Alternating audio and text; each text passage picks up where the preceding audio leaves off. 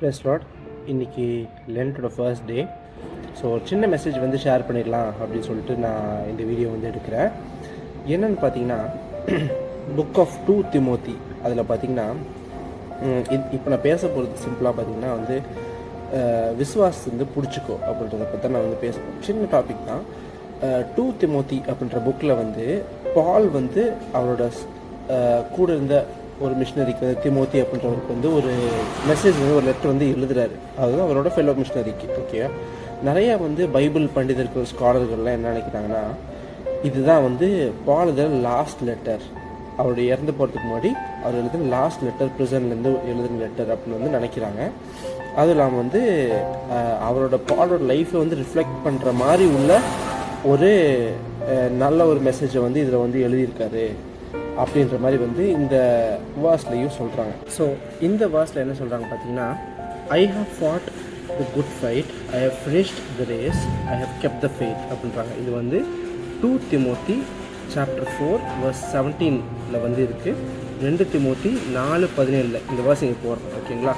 So இதுதான் இந்த verse வந்து சொல்லியிருக்காங்க. அகெயின் இந்த வேர்ஸில் என்ன சொல்கிறாங்கன்னா, பால் வந்து கடவுளுக்கு வந்து விசுவாசமாக இருந்தார்.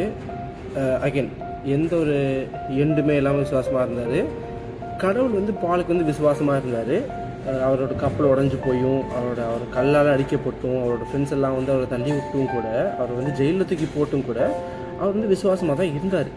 ஆனால் அவரோட எண்டு இப்படி அவரோட கஷ்டத்தெல்லாம் சொல்லணும்னா சொல்லிக்கிட்டு போயிட்டே இருக்கலாம். ஆனாலும் அவரோட விசுவாசத்தில் ரொம்ப திடன் கொண்டு நல்ல ஃபேமாக வந்து இருந்தார் கடவுளோட நம்பிக்கையில். ஓகேங்களா? ஸோ இதே மாதிரி உங்கள் லைஃப்பில் நீங்கள் வந்து திங்க் பண்ணி பார்த்தீங்கன்னா, லாஸ்ட்டில் அந்த எண்டு வந்து நான் வந்து விசுவாசமாக இருந்தேனா அப்படின்னு உங்களால் சொல்ல முடியுமா? சொல்ல முடியணும், அதுதான் விஷயம். ஸோ அது இல்லாமல் நீங்கள் அந்த எண்டில் போயிட்டு உங்களால் உங்கள் லைஃப்பை வந்து திரும்பி பார்க்க முடியுமா? திரும்பி பார்க்குற அளவுக்கு நீங்கள் ஒரு வேல்யூ வந்து உண்டாக்கியிருக்கீங்களா அப்படின்றத ஒரு சின்ன ஒரு தாட்டில் வந்து யோசித்து பார்க்கணும். ஓகேங்களா? ஸோ அது இல்லாமல் பார்த்தீங்கன்னா, இங்கே இன்னொரு இதில் வந்து பார்த்திங்கன்னா, இந்த இடத்துல வந்து பால் வந்து ஒரு நல்ல ஒரு எக்ஸாம்பிளாக வந்து நமக்கு வந்து இருந்தாது. நமக்கு எல்லாத்துக்குமே தெரியும் கடவுள் வந்து டிபெண்ட் பண்ணி வந்து இருந்தார் அப்படின்னு சொல்லிட்டு.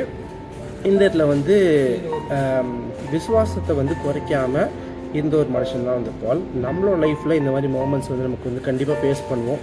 டவுட் வரும், டிஸ்கரேஜ்மெண்ட் வரும். கடவுளோட வார்த்தையில் வந்து உண்மையாக வந்து இருக்கணும் அப்படின்றது வந்து இந்த ஃபாஸ்ட்டை வந்து நம்ம ஸ்டார்ட் பண்ணுறதுக்காக ஒரு விஷயம். அதுக்காக உள்ள ஒரு சின்ன எக்ஸாம்பிள் தான் இந்த வேர்ஸ்.